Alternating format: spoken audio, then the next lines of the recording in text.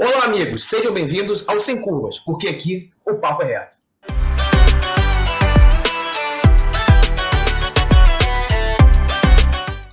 Hoje recebendo o doutor Maurício Spinelli, advogado do deputado Daniel Silveira. Doutor Spinelli, obrigado por aceitar nosso convite. Obrigado por estar aqui conosco. Alexandre, muito obrigado pelo convite. Me sinto muito honrado de estar participando aqui. Tuas ordens, espero poder esclarecer aí as questões que forem levantadas. Doutor Spinelli, na tarde de domingo, o ministro do Supremo Tribunal Federal, Alexandre de Moraes, aceitou, a medida que daria a prisão domiciliar ao deputado Daniel Silveira. O senhor, como advogado dele, como que o senhor viu essa decisão? Na verdade, Alexandre, é importante que fique claro, a defesa ela fez basicamente dois pedidos em relação à liberdade do deputado, né? Então, o primeiro pedido foi no sentido de que houvesse o relaxamento da prisão, e o relaxamento ele ocorre quando há uma prisão ilegal, né? E aí, de forma subsidiária, isso é algo comum na prática processual, você faz o pedido principal e já se antecipa. Caso o juiz não aceite aquele pedido, você faz um pedido subsidiário. Então, no nosso caso, a gente pediu o relaxamento da prisão ou que ele fosse colocado em liberdade provisória, né? E, em seguida, protocolamos um pedido também de reconsideração da prisão do Daniel. Então, essa decisão do ministro Alexandre de Moraes, ela veio justamente nesse pedido de relaxamento de prisão, mas ela inovou, ela trouxe algo que não era esperado, nem mesmo pela Procuradoria-Geral da República, né? Então, ele simplesmente desconsiderou os pedidos da defesa, desconsiderou a recomendação da Procuradoria-Geral e o colocou em cárcere domiciliar. Então, o Daniel, nesse momento, encontra-se preso dentro de casa. Na prática, o que houve foi uma troca de cela, né? Ele saiu do Batalhão Especial Prisional, na unidade prisional da Polícia Militar do Estado do Rio de Janeiro, em Niterói, no Fonseca, e foi para sua residência. Óbvio que as condições são melhores dentro da sua casa, mas ainda assim ele permanece dentro de um cárcere. Sim, mas o senhor, a gente estava comentando em off, o senhor que levou o Daniel para casa, né? Nesse período, o senhor que esteve com ele, como que o Daniel está, como que ele está se sentindo após esse aproximadamente 27 dias preso no batalhão prisional ali da PM Niterói, aí ficou um tempo preso ali no Superintendência da Polícia Federal, mas como que ele está, como que está a situação ali do deputado Daniel Silveira? Olha, fisicamente o deputado Daniel, ele está bem. É óbvio que depois de 27 dias numa condição de prisão, ele apresenta os claros sinais de abatimento, né? Normal, perdeu peso, então, consequentemente, está mais magro, está o rosto mais abatido. Essas são consequências normais de um ambiente de confinamento, onde você não tem acesso às rotinas do seu dia a dia, né? O Daniel é um cara forte, tanto fisicamente quanto psicologicamente, mas os sinais do abatimento em função do cárcere se fazem presentes. Ele, do ponto de vista físico, como eu falei, portanto, há esse abatimento, perda de peso, e do ponto de vista psicológico, o Daniel, nesse momento, o que ele quer é recobrar a plenitude da sua liberdade para que possa exercer o seu mandato. Ele não se encontra feliz com o fato de ter ido para casa, ele não está satisfeito com essa medida, com razão. Nós da defesa também não estamos satisfeitos, nós não comemoramos o fato dele ir para casa. Na verdade, como eu disse anteriormente, é uma troca de cárcere, é uma medida, mais uma vez, ilegal, equivocada. Então, houve, na verdade, uma renovação da ilegalidade da situação prisional do Daniel. Bem, o senhor disse bem nessa troca de cárceres. E na decisão do ministro Alexandre de Moraes, teria algumas restrições, né? Ele poderia exercer atividade parlamentar, porém em casa, né? E há várias outras determinações que o ministro determinou. O senhor poderia falar um pouquinho mais sobre elas, quais são, e para elucidar quem está nos assistindo, por favor? Claro, com certeza. Existem inúmeras restrições no caso do Daniel. O ministro Alexandre de Moraes autoriza que ele exerça a atividade parlamentar, o que por si só beira o absurdo, né? Porque o Daniel, ele continua sendo deputado, ele não deixou de ser deputado em momento algum, de forma que, eleito legitimamente pela população fluminense, ele deveria continuar prestando o serviço pelo qual foi eleito, né? Então, o Alexandre de Moraes, ele providencia a prisão domiciliar com monitoramento eletrônico, então ele está usando uma tornozeleira eletrônica. E ele permite que o Daniel, como eu falei anteriormente, utilize os meios para que haja essa utilização remota, né? Para que ele possa participar remotamente das sessões da Câmara. O detalhe, Alexandre, é que o Daniel não tem nenhum meio para utilizar, para acessar as sessões remotas, uma vez que os 2 telefones celulares dele foram apreendidos e o computador dele foi apreendido em sede de um mandado de busca e apreensão de junho do ano passado, por causa do inquérito conhecido como dos atos antidemocráticos. E até agora não foi devolvido. Então, Daniel hoje não tem acesso a nenhum meio tecnológico e não pode acessar os sistemas de deliberação remota lá da mesa diretora da Câmara dos Deputados. Então, a gente, inclusive, fez um pedido justamente solicitando que o eminente ministro se pronuncie para que devolva os celulares, para que devolva o computador, para que ele efetivamente possa ter acesso, porque não dá para dizer que ele pode acessar sem que os meios estejam disponíveis. Então, o sistema SDR não é um sistema que você pode simplesmente instalar em qualquer celular e utilizar. A Câmara, a mesa da Câmara, tem um número, o PIN, que é único de cada celular, e autoriza aquele aparelho a acessar. E, portanto, quando ele não está com o aparelho, ele simplesmente não pode acessar. Então, além dessas limitações, ele só pode ficar no perímetro da sua casa, ele também não pode receber visitas sem que haja prévia autorização judicial, não pode ter contato com outros investigados do inquérito 4828, que é esse dos atos antidemocráticos, como eu falei, e o 4781, que ficou conhecido como o inquérito das fake news, né? E também não pode se manifestar de nenhuma forma em nenhuma rede social, lembrando que as redes sociais dele foram censuradas, né? Ele não tem acesso mais, nem a equipe dele tem acesso às redes sociais, porque elas foram censuradas pelo ministro Alexandre de Moraes, e ele não pode também conceder entrevistas, ele simplesmente deve permanecer calado, segundo o entendimento do ministro Alexandre de Moraes. Essa é a condição de um parlamentar federal na vigência de seu mandato, eleito, e que, nesse momento, responde a esse tipo de circunstâncias impostas através da decisão do eminente ministro Alexandre de Moraes. Bem, o senhor acabou de citar a questão das redes sociais, né? O senhor, como advogado do deputado, o senhor vê que há embasamento legal para a suspensão das redes sociais do deputado? Não vejo nenhum tipo de embasamento. Sinceramente, é até difícil ficar falando em ilegalidades, porque são diversas as ilegalidades desde a gênese, né? Desde o próprio inquérito 4781, um assunto amplamente debatido, tem até livro sobre o assunto, apontando as inúmeras ilegalidades, as inúmeras inconstitucionalidades presentes no inquérito 4781.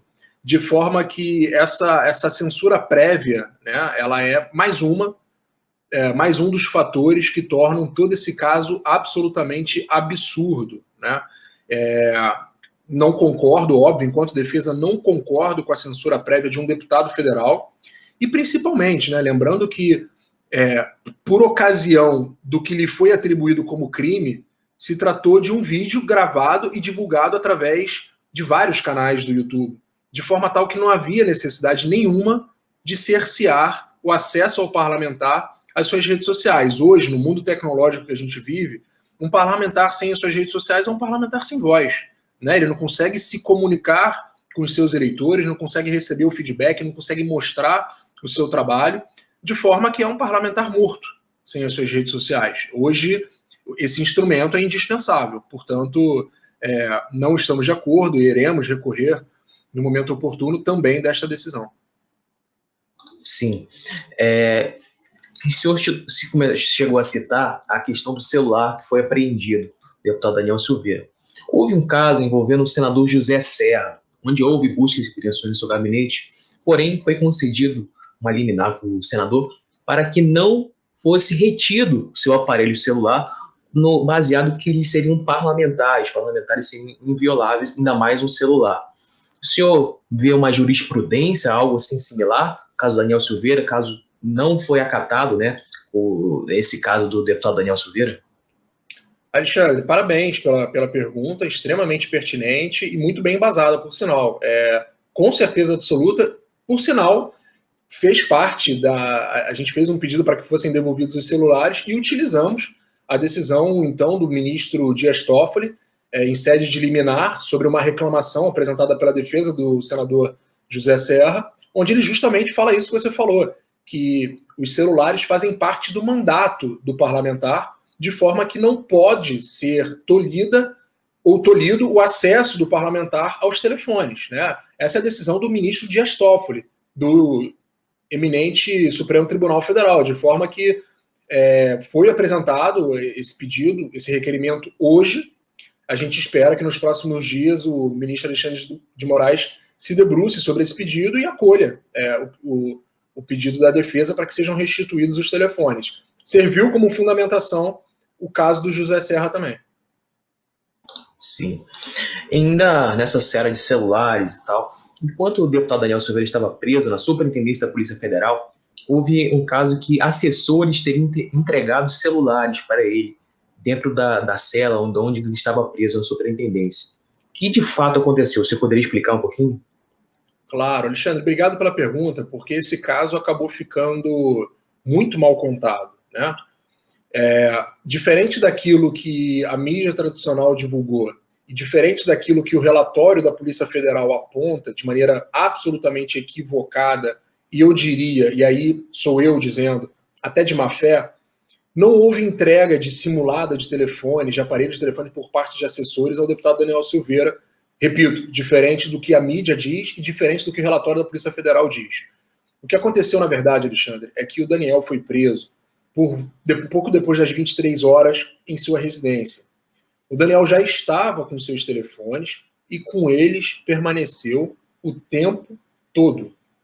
No trajeto, ele mora em Itaipava, né, na Serra, desde lá de cima até chegar ao Instituto Médico Legal para que fossem feitos os procedimentos pré-prisionais, ele permaneceu com os telefones o tempo todo, inclusive no vídeo que ficou amplamente conhecido, onde ele acaba discutindo com uma policial feminina em função do uso ou não da máscara, ele está com os telefones na mão. Ele é gravado com os telefones na mão. No trajeto da Serra até o IML, ele faz uso do telefone na frente dos agentes, na frente da autoridade policial. Tá? E não houve, em nenhum momento, revista pessoal ou solicitação de entrega dos aparelhos. De forma que o Daniel não ficou escondendo o aparelho. O Daniel utilizou o aparelho o tempo todo. Não lhe foi solicitado que fossem entregues. E na Superintendência da Polícia Federal, aqui no Rio de Janeiro, ele ficou na delegacia ali chamada de plantão de dia, né? E ali não é um ambiente prisional, é um escritório administrativo comum. O que eles fizeram? Eles pegaram um vestiário feminino e deixaram à disposição do deputado Daniel Silveira para que ali ele pudesse pernoitar. Tinha um banheiro privativo, tinha uma beliche, se não me falha a memória, tinha uma cama separada ao lado, e ali ele ficou, ali ele virou a noite com os seus telefones celulares. O que acontece, e aí eu acho, e quando eu falo entre aspas, porque está bem claro que, na verdade, foi utilizado de má fé. O ambiente inteiro é gravado por diversas câmeras, de forma que se você, e obviamente nós solicitaremos isso, se você pegar a imagem contínua das câmeras, você vai perceber que o deputado Daniel já estava com seus celulares. O que acontece é que, em um determinado momento, onde havia uma clara confusão ali, porque o deputado Daniel e ninguém imaginou que ele fosse efetivamente ficar preso. Nós imaginávamos que ele fosse para a sede da polícia para prestar esclarecimentos, eventualmente fosse passar a noite na Polícia Federal. Mas como a prisão é completamente legal, ninguém imaginou que essa legalidade fosse perdurar por 27 dias. Né? Então, o que a gente imagina ali naquele momento é que nem os próprios policiais federais tinham noção de que ele fosse efetivamente ficar preso. Talvez por isso não tenham feito a revista, talvez por isso não tenham solicitado que os telefones fossem entregues. Então, o que acontece é que naquele momento ali de total confusão, o que o deputado faz ele tem 2 telefones, um iPhone e um Samsung. Ele estava falando com diversos parlamentares ao mesmo tempo. Vem cá, o que vai acontecer? A Câmara vai votar quando? Vocês estão sabendo? O que o ministro falou? enfim, se inteirando da situação junto aos outros parlamentares. E um determinado momento, o telefone tocou o tempo todo. E um desses determinados momentos, ele entrega o telefone para o assessor. Meu irmão, responde aí, vê o que está acontecendo, vê quem é, busca informações. E o frame da foto que foi tirado e divulgado no relatório da Polícia Federal é um dos vários momentos onde o assessor devolve o aparelho celular para o Daniel. Portanto, não houve entrada dissimulada de telefones, não houve uma entrada escondida de telefones, os telefones já estavam lá. E aquela foto que aparece da Polícia Federal é um dos vários momentos onde um assessor devolve o telefone para o Daniel Silveira. Fato cabal. Se nada disso servir para provar, há um outro fato cabal que é irrefutável. Hoje, todos os aparelhos telefônicos, você consegue extrair os dados de GPS do telefone. Ao fazer essa extração, ficará absolutamente comprovado que o Daniel Silveira estava em posse do telefone durante o trajeto inteiro e com ele permaneceu o tempo todo. Já que eles estão periciando o telefone, a solicitação da defesa é que eles extraiam os dados do GPS, onde essa verificação ficará absolutamente cristalina. Então, portanto, a narrativa de que o Daniel teria utilizado de um assessor para entrar com o telefone de maneira dissimulada, ela é facilmente desconstruída através de todas essas informações que eu te passei aqui. Bem, então, o senhor está dizendo que o deputado teve, né, estava com a posse do celular. Então, houve negligência por parte da Polícia Federal, ou na hora que o Daniel adentrou a cela, ou quando os assessores adentraram a cela? Olha, eu chamaria de negligência. Tanto é que o procurador da República da 57ª Seção aqui do Rio de Janeiro, que é uma seção que faz o controle da atividade externa das polícias, da atividade policial.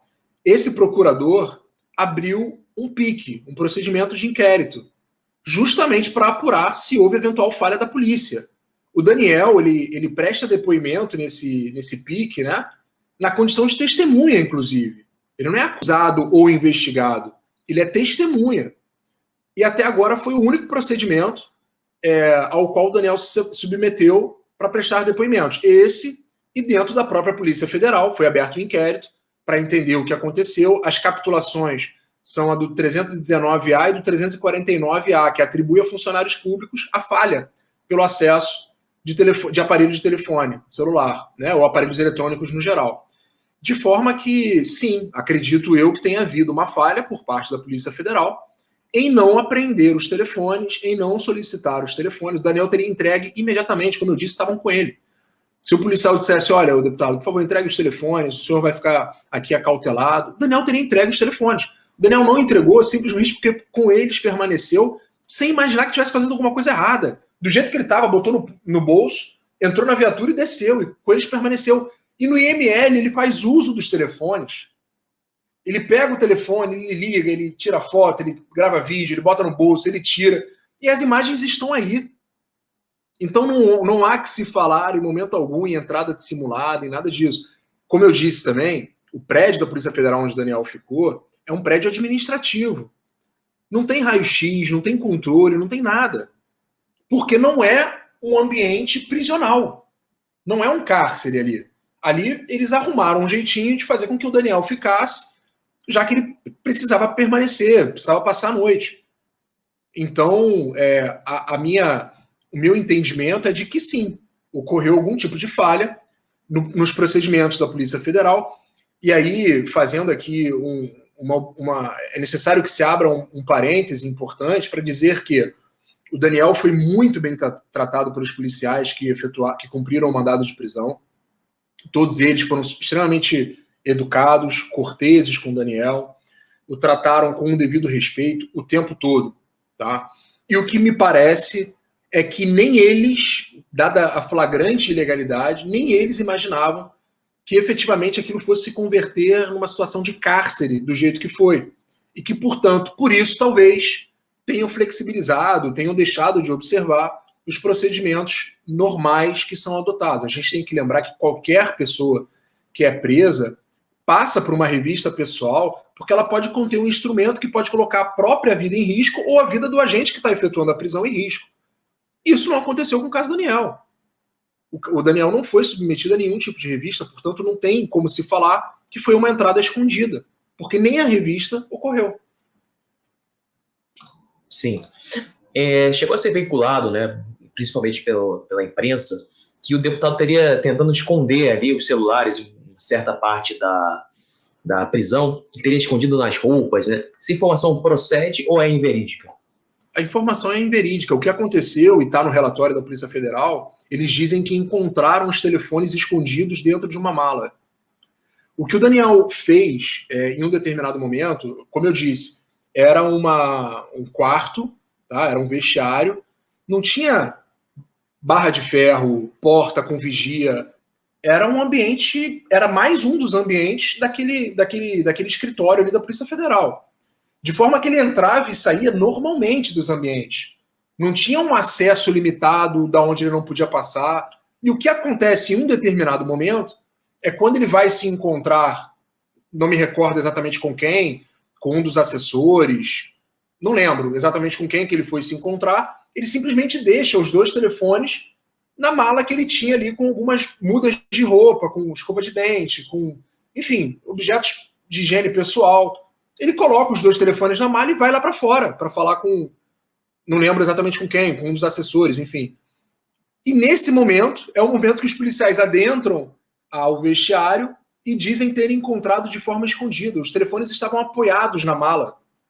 Então, não há que se falar em ter escondido tanto nas roupas, tanto dentro de qualquer lugar. Se fosse para esconder, o Daniel foi policial militar, né? Ele tranquilamente conseguiria esconder num lugar mais inteligente do que apoiar dentro da mala. Então, assim, a narrativa ela não se sustenta em nenhum momento, na verdade.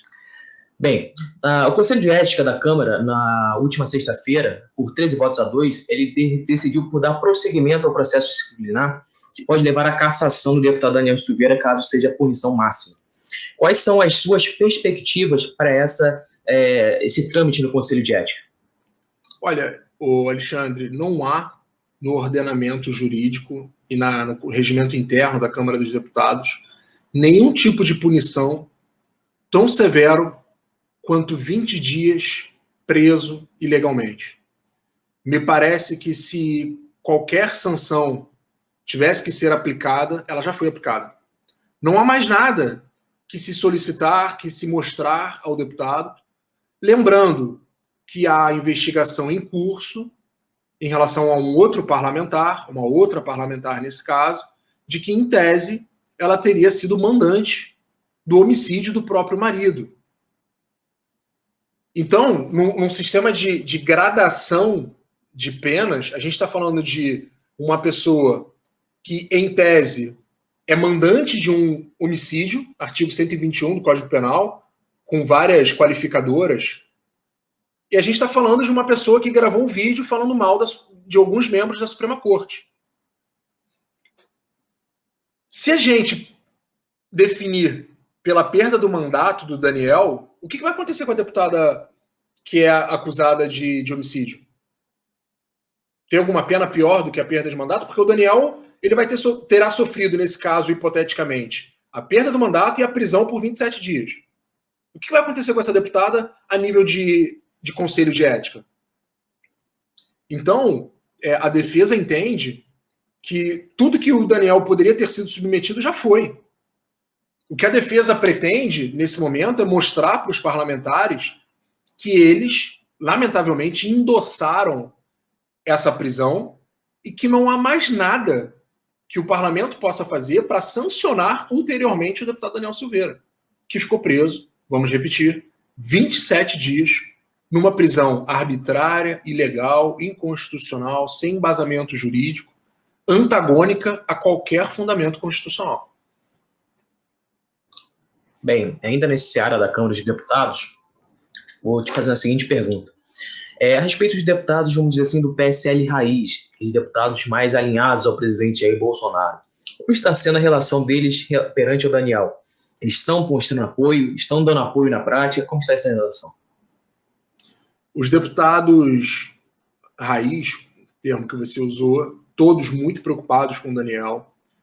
todos desconfortáveis com a situação que se criou a partir da prisão do Daniel, e todos prestando o máximo de solidariedade possível. Lembrando que, infelizmente, o Daniel não pode ainda ter contato com esses deputados, né? Então, na verdade, fica um telefone sem fio. Eu falo com muitos deles, eu tenho um bom trânsito com a maioria dos deputados da base, de forma que fica um telefone sem fio. Eu, enquanto advogado, levo informações pertinentes ao mandato, pertinentes ao caso do Daniel, mas ainda não foi restabelecido o pleno contato dele com esses parlamentares, de maneira que não é o ideal, né? Ele quer ouvir dos próprios pares o que está acontecendo, ele quer ouvir dos próprios pares qual a sensação dentro da casa, né? E a gente fica fazendo esse meio campo, né? Até para passar o cenário político para ele, lembrando que esse caso todo é absolutamente político, não é um caso jurídico.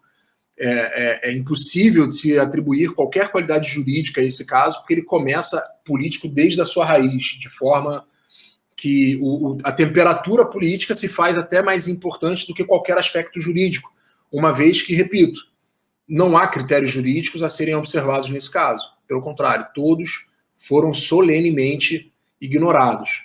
Então, sim, respondendo a tua pergunta de maneira objetiva, os deputados entram em contato constantemente comigo, principalmente, falam muito também com a deputada Major Fabiana, que é deputada aqui pelo Rio de Janeiro, foi policial militar, é muito amiga também do Daniel Silveira.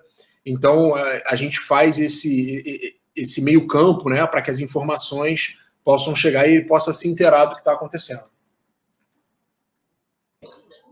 Bem, agora a gente saindo um pouquinho da Câmara dos Deputados, indo ali para outros poderes ali da Praça dos Três Poderes, que é o Supremo Tribunal Federal, o Poder Judiciário. Como que está a relação entre a defesa do Daniel Silveira e o Supremo Tribunal Federal? Se eu não me engano, na quinta-feira da semana passada, o senhor chegou a comentar sobre um atraso, né, sobre a concessão dos autos por parte do Supremo Tribunal Federal. Então, como que está a relação, como está essa questão entre a defesa e o Supremo Tribunal Federal? Olha, Alexandre, a grande verdade é que a relação ela é absolutamente protocolar, no sentido que a gente apresenta as peças no sistema de peticionamento eletrônico, né, e recebe respostas também através dele.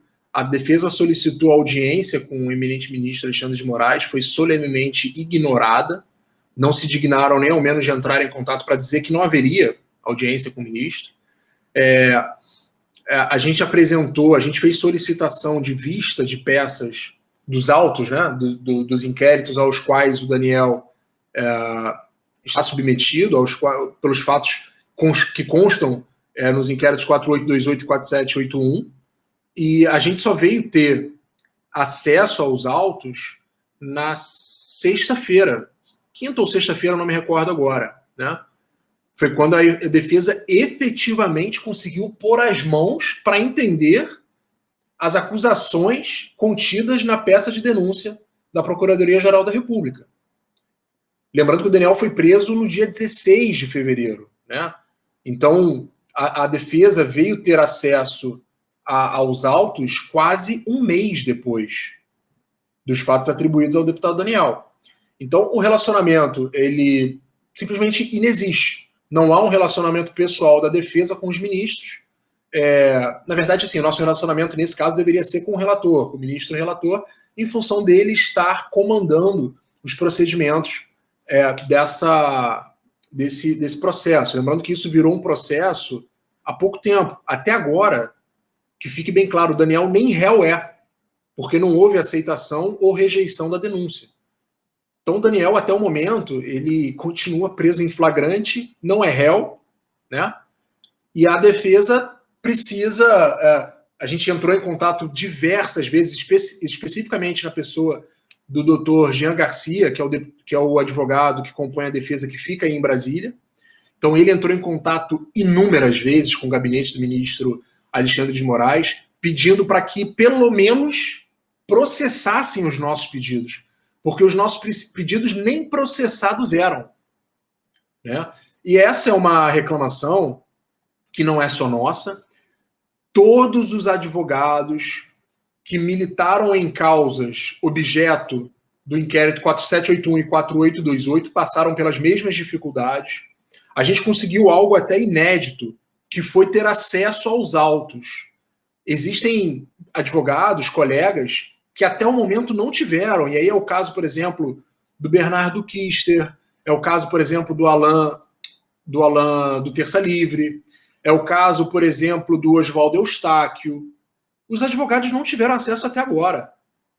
Nós, pelo menos, conseguimos o acesso aos autos, são autos físicos, então são vários volumes de autos que a defesa possui, e a nossa relação é essa. O que aconteceu semana passada, na quinta-feira passada, em sede de sessão ali no plenário quer dizer, no plenário, foi virtual, né?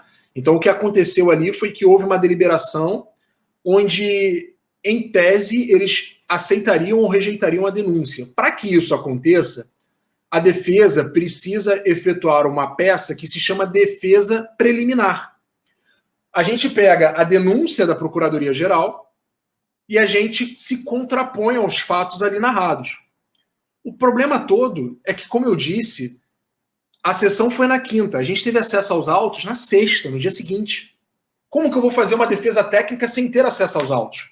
E aí o que foi falado pelo ministro Alexandre de Moraes e pelo ministro Dias Toffoli foi que a defesa ficou inerte e perdeu o prazo. Como se a gente deliberadamente tivesse deixado de responder, porque a gente não quer. Imagina, a gente está com o deputado preso e a defesa simplesmente decide não apresentar uma peça de defesa, né? Imediatamente, assim que houve o decurso do prazo, a defesa já tinha feito o pedido anterior, pela vista dos autos dos inquéritos.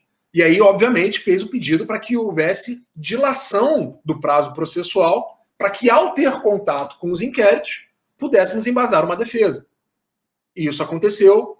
O ministro Alexandre de Moraes, eu diria que automaticamente, né, ou obrigatoriamente, concedeu essa dilação de prazo, e aqui são comentários meus, ele fez parecer como se tivesse sido muito benevolente ao estender o prazo, mas se tratou apenas de uma medida de inteira justiça, porque a gente não teve acesso. Então, assim, Alexandre, o relacionamento é absolutamente protocolar, não há contato direto com nenhum dos ministros,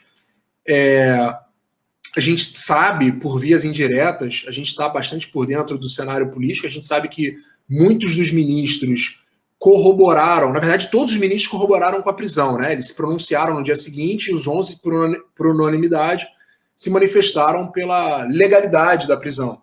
Mas a gente sabe que muitos desses ministros também imaginavam que seria uma prisão de alguns dias e que logo em seguida ele seria posto em liberdade. E que, ao verem que isso não aconteceu, começaram a se insurgir, no sentido de, vem cá, a gente vai manter essa legalidade até quando, né?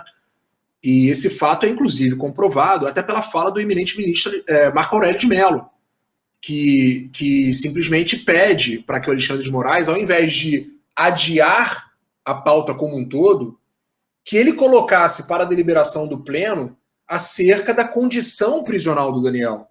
Né? Uma coisa independe da outra. Não há nenhum tipo de óbice a que os ministros rejeitem ou aceitem uma denúncia em momento posterior e que, no meio tempo, tratem da questão do deputado que até então se encontrava preso. E aí houve até, enfim, uma troca de farpas ali entre os ministros, né?